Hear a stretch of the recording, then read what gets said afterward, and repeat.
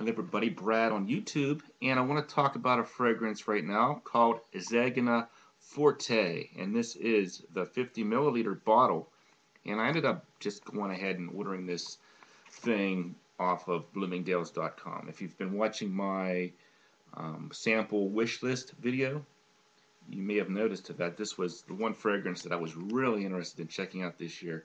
Very little information available on it. Not many online reviews about it. But let me go ahead and start by saying that it is classified as an oriental fragrance, and it was just released about maybe 2 months ago this year, 2010. And the notes break down top notes of citruses, grapefruit, pink pepper, and ginger. Mid notes of lavender, tobacco, and white honey, and the base of woodsy notes, amber, and tonka bean. And I paid about $68 for this online. I didn't really want to have to spend all that money because I'm really not a bottle type of person, because I'm so all over the place with my fragrances that anything over 5 or 10 milliliters for me is just pretty much wasting my money. But I really wanted to try this one out. If you've been following my channel, you know I really like my Zegna fragrances, and I just didn't want to have this one go untried. So what I have read so far by other reviewers is that it's very, very sweet, and I had that suspicion when I bought it because of that white honey and tonka bean note listed. But actually, I don't find it overbearingly sweet as I expected. To me, it smells really nice and quite wearable. Um, so, um, yeah, this is something that I'm glad I picked up. In fact, what I actually did here was I did a comparison with this one here, the La Nuit de Lume by Yves Saint Laurent, and I don't know. I think I might even like the Forte better.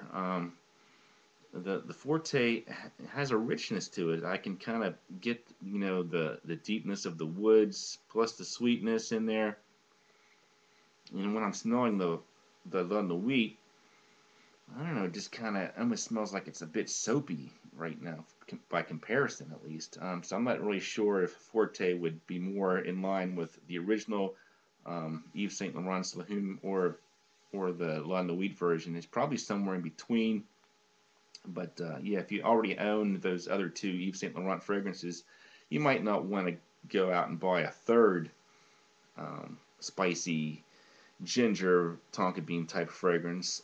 It's all starting to get kind of redundant. But I don't know, if you had to choose between all three, this one might actually be one of the better of the bunch. And I would really like to see how women would compare that one to La Nuit in terms of a lady killer type fragrance, because yeah, it's definitely sweet, but it it has a richness to it as well.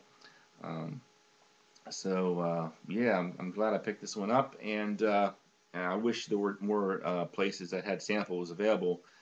Uh, if you live near Bloomingdale's, yeah, and you like La Nuit, yes, certainly want to give this one a check out, because it's quite nice to my nose. Don't write it off just because nobody's really talking about it. You take it from me, I know what I'm talking about, right, guys?